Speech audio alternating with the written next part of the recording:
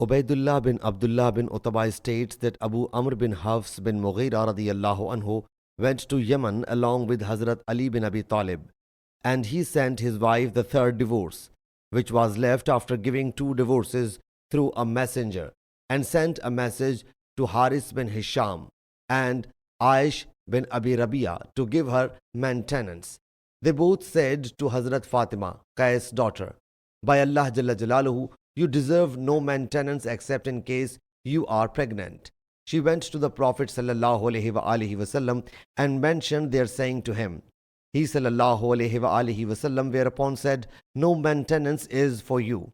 She then asked about shifting from the house, so she was accorded the permission. She asked, O Allah's Apostle ﷺ, where should I live now?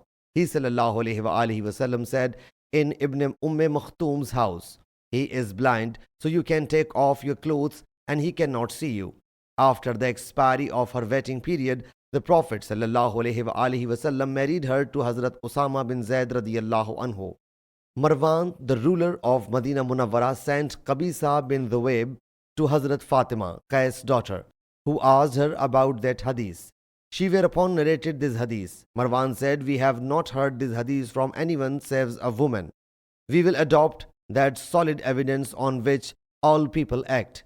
When these words of Marwan reached Hazrat Fatima that the Quran do not expel the divorces from their houses, will decide the issue between them, Hazrat Fatima radiyallahu anha whereupon said, this verse is about that woman who has been given revocable divorce, and what kind of reconciliation will be there after 3 divorces. Then how can you say that there is no maintenance if she is not pregnant? Then on what ground will you restrain it? Sahih Muslim Hadees number 3688.